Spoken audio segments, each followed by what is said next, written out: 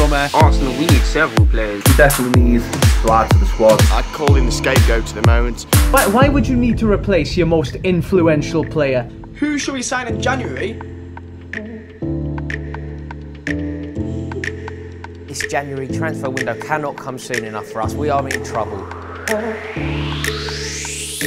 Who do Newcastle need to buy? Strikers. Goals keep you up in the Premier League. Newcastle need an out-and-out striker. Whether it's a loan or you go and splash the cash, you go and spend 15, 20 million.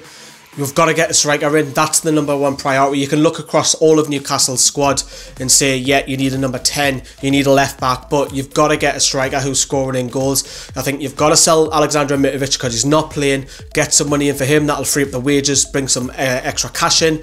What's happening, everyone? I'm Rory and I'm a Chelsea season ticket holder, and this January transfer window cannot come soon enough for us. We are in trouble. We have one striker at the club who our manager seems to rate. I'm a big fan of Michy Batshuayi, but our manager does not seem to rate him. Whatever question is posed to Antonio Conte, the answer is never Batshuayi. So this is how I think it's going to go down. I think Batshuayi will leave on loan and go to Monaco and be reunited with Michael Emenalo. And Chelsea will have no option but to strengthen our forward line. Alvaro Morata's been good. He hasn't been great, but he's been good, but he's overworked, and somebody needs to relieve him of the pressure, and I think the man to do that is Belotti from Torino. It's long overdue that we replace Andy Carroll, who's on the sidelines again. When he has played, he hasn't been effective, he hasn't looked like a goal threat. I just don't think he seems to take things like seriously, and he seems to really graft to get back on the pitch, and he enjoys his time off too much, you know, and he's got a young family and that sort of thing, but it's just not what we need now. I think this is our last chance to actually get a bit of money for him, so maybe Big Sam at Everton, he might be tempted. Eric Peters is our current left back. I'd call him the scapegoat at the moment. He's the one player that the fans are getting on the backs of, and I kind of understand why. He's been very inconsistent all season. He doesn't seem to fit into any of Hughes' formations. So I think if we did a vote for Stoke fans, it would be a left back we require. However, with the position we find ourselves in, a left back isn't going to get us out of trouble necessarily. So for me, I would get a striker. I get a mobile, strong, quick striker to play the formation that Hughes wants him to. Mendy, Stones, Company and Walker was our sort of starting for, sort of our best back four, if you like, and we've got a situation now in most games where only one of those is playing due to injury primarily. And although we've had Delph, who's slotted in there brilliantly, he's probably not the best left back in the league, but he's doing a fantastic job, and Pep's done a brilliant job to utilise his skills at left back. We clearly need, I think, a new left back. It's a lack of goals that has caused Albion to plummet down the table into the bottom three. Just the one goal also as well in Alan Pardew's first 4 games in charge since Tony Pulis was sacked.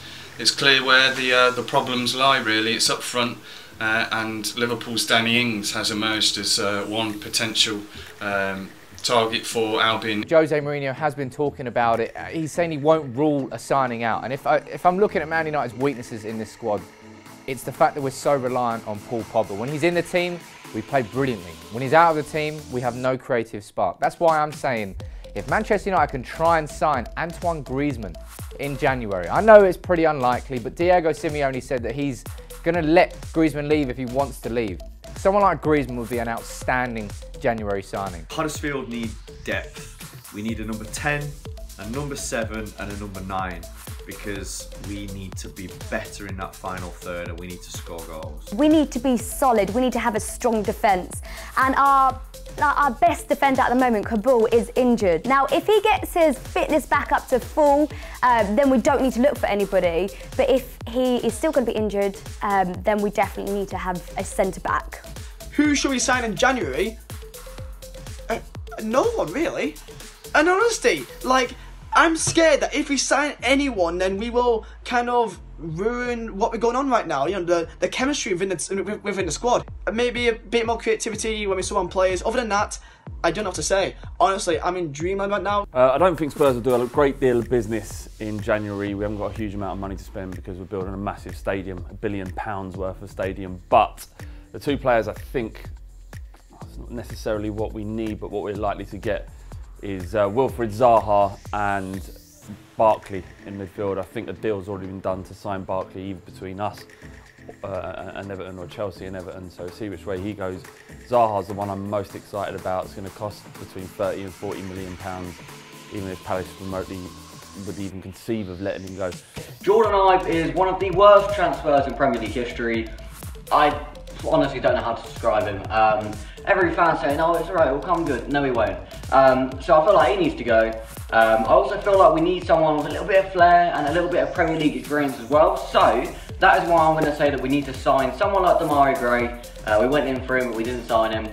But I'm hoping like we do go in for him again. Hopefully we do get him this time. And also I want Jack Wilshere back, because our midfield, it's got no creativity apart from Lewis Cook, and he needs a little bit of mentoring, so Jack Wilshere would be a perfect fit. We need to sign 3 players. The first player we need to sign is a winger, because we're still using Nathan Dyer and Wayne Routledge. Second player we need to replace is Gylfi Sigurdsson, because hey, who would have thought we needed to do that, right? Why would you need to replace your highest goal scorer? Why would you need to replace your most influential player? Why would you need to replace your set piece taker, your goal scorer, your assist maker? I mean, anyone can do that job, right?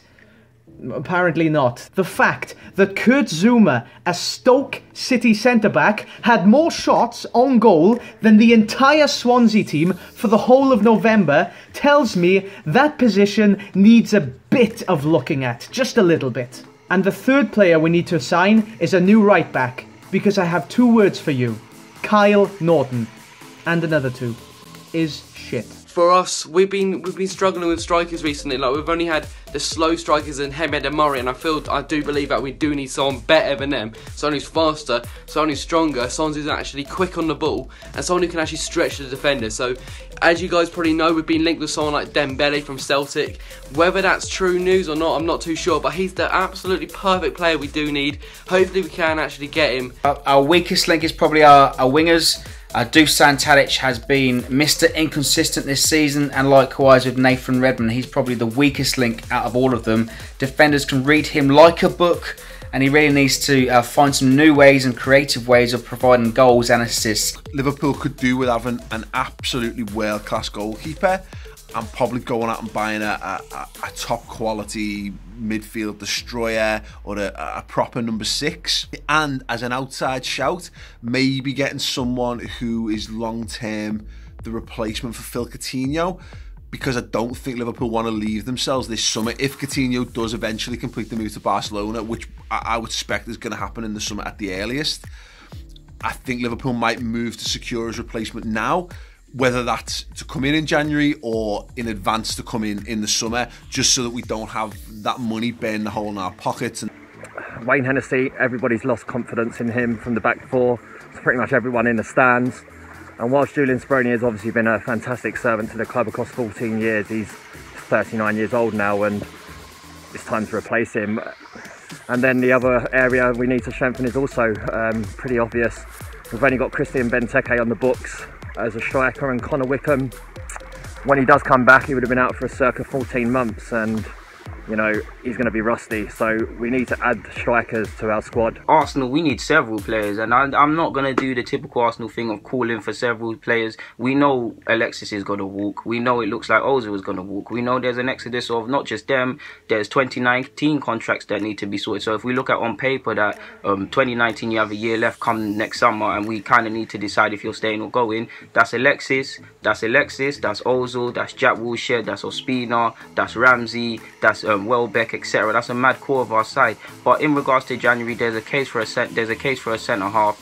We need to do it if we can. Now it's catch-22, because in January teams know you're desperate. Teams know you have to be willing to overpay. The season is still going on, so you have to juggle domestic commitments with trying to conclude deals. But for me, a centre half without a doubt has to be the one we make. Big summer signing Kelechi Iheanacho's rumoured that he could be on his way out, along with Islam Samani going back to Sporting Lisbon. Ahmed Musa has not really set the world alight since being here, and Leo Ajoa is another one who's been linked with Aston Villa. In the terms of incoming players, I'd be looking at defensive options. We're quite light if we pick up injuries. Maguire and Morgan first choice central defenders. If one of those gets injured, I think we're very light on the ground. So even though there's been a recent upturn in results, we definitely need to add to the squad in January if we can. Defence, a left-sided centre-back, really important, really short there. Left-back, we're playing Martino at the moment, who's a right-back playing left-back. He's not even a very good right-back and he's playing left-back, so we need someone basically to take over from Leighton Baines. A long-term replacement for Leighton Baines is essentially what we need. So a young up-and-coming left-back. Centre midfield, we need someone strong, someone dynamic, someone just to be a bit more physical in the centre of the park. A winger, whether that be left or right, someone with a little bit of pace, someone who can get us up the field, someone who can, you know, just get us forward on the counter-attack.